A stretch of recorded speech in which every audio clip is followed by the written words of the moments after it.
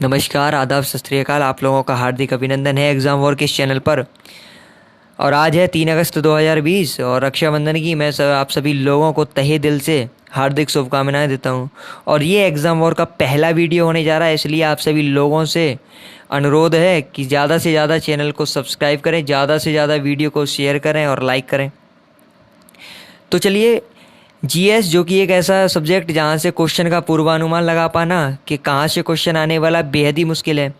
वहीं हम कुछ चुनिंदा चीज़ों को छांट करके अपना एक नंबर पहले पक्का कर सकते हैं। जैसे फॉर एग्जांपल मान लीजिए आपने रात भर अकबर तैयार किया, हिस्ट्री से आपने रात भर अकबर तैयार किया और अकबर जब आप एग्ज़ाम में बैठे और आपके सामने क्वेश्चन पेपर आया तो वहाँ देखा अकबर से रिलेटेड तो क्वेश्चन ही नहीं, लेकिन आप तो उसकी पूरी कुंडली के बारे में जानकारी लेकर के आए थे। तो वहाँ आपकी सारी की सारी मेहनत एक केवल और केवल एक वेस्टेज के रूप में जाएगी। तो उस चीज़ से बचने के लिए कि एग्ज़ाम में ऐसा क्या किया जाए कि जीएस पर कुछ कमांड ऐसी हो जाए जहाँ से 110% क्वेश्चन आने वाला हो। जैसे आप कोई वनडे एग्ज़ाम उठाइएगा तो वहाँ आप देखेंगे कि एक क्वेश्चन 110% आपको नदियों से रिलेटेड मिलेगा, चाहे वो बांध का हो, चाहे सहायक नदियों का हो, चाहे नदी किस प्रदेश से होकर के गुजरती है या कितने देश राज्यों की सीमाओं को टच करते हुए निकलती है। तो आज उसी सीरीज को आगे बढ़ाते हुए सबसे पहले हम डिस्कशन करेंगे गंगा रिवर के बारे में। और चैनल को सब्सक्राइब करना बिल्कुल भी मत भूलिएगा। चलिए, तो सबसे पहले हम जानेंगे, आपने ग्लेशियर का नाम सुना होगा जिसका नाम है सतोपंत ग्लेशियर, जो कि इस समय आपकी स्क्रीन पर दिखाई दे रहा है। मान लीजिए ये सतोपंत ग्लेशियर है और यहाँ से निकलने वाली धारा जो कि कुछ इस तरीके से बहती है और इस धारा का नाम है अलकनंदा। तो सतोपंत ग्लेशियर से निकलने वाली धारा कौन सी हुई? अलकनंदा। वहीं इसके समानांतर एक और ग्लेशियर है जिसका नाम है गंगोत्री ग्लेशियर, और इस गंगोत्री ग्लेशियर से निकलने वाली धारा जो कि आगे जाकर के अलकनंदा में ही मिलेगी, उस धारा का नाम है भागीरथी। वहीं आपने प्रयागों के बारे में सुना होगा कि भारत में 5 प्रयाग हैं। तो आज हम देखेंगे कौन कौन सी नदी किस किस प्रयाग का निर्माण करती है और एग्जाम में कैसे क्वेश्चन आता है। और इसके बाद एक क्विज टेस्ट भी रखा है मैंने इस वीडियो के लास्ट में, आप देखिएगा।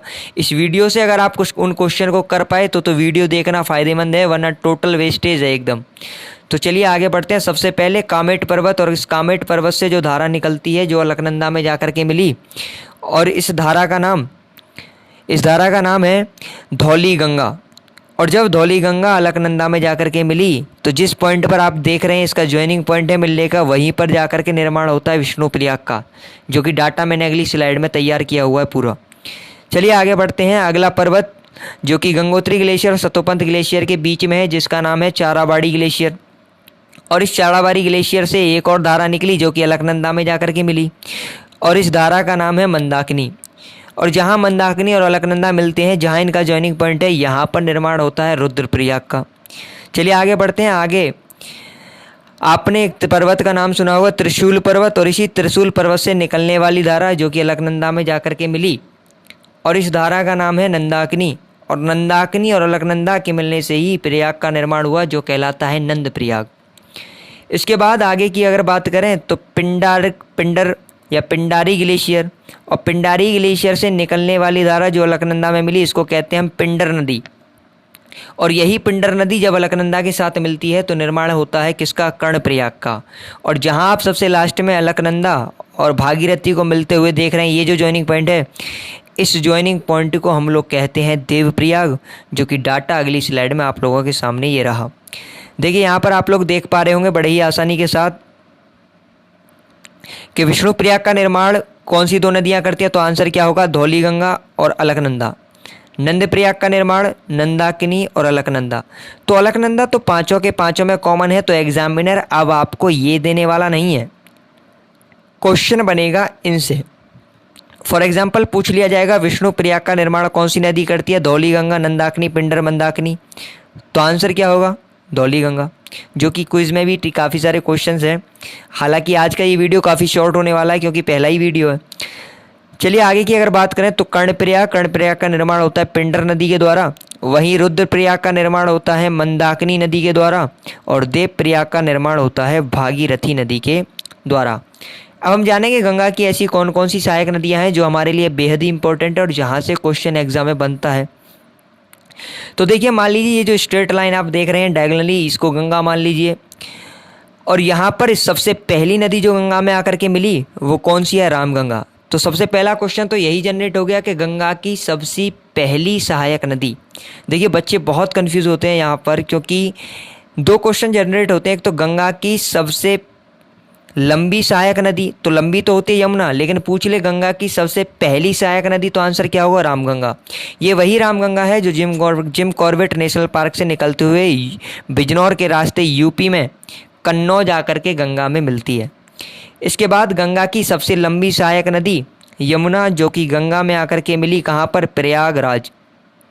ये वही प्रयागराज है जिसका नाम इलाहाबाद से बदलकर माननीय मुख्यमंत्री आदित्यनाथ योगी जी के द्वारा प्रयागराज कर दिया गया।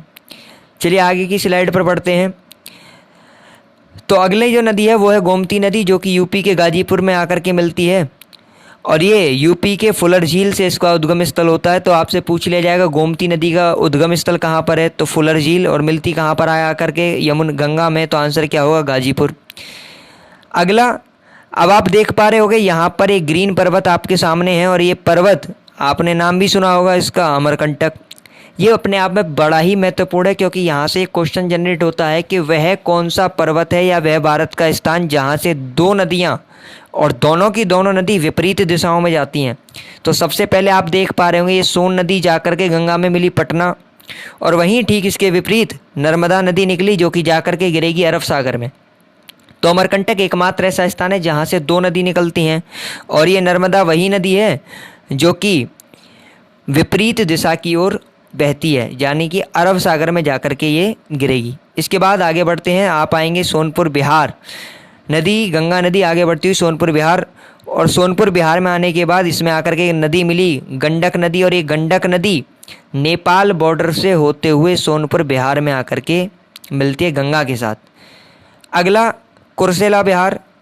कुर्सेला बिहार, यहाँ पर आकर के जो नदी मिली वो है कोसी नदी, और ये वही कोसी नदी है जिसको बिहार के शोक के नाम से जाना जाता है, और ये बेहद ही इंपॉर्टेंट क्वेश्चन है। इसके बाद अगला पॉइंट, अगली जो नदी है, अगली नदी है महानदा, और ये महानदा वही नदी है जो नेपाल और सिक्किम का बॉर्डर डिसाइड करती हुई भारत में आती है, और ये भारत में आने के बाद मिलती है किसमें? गंगा में। और जगह कौन सी है? गोदावरी घाट।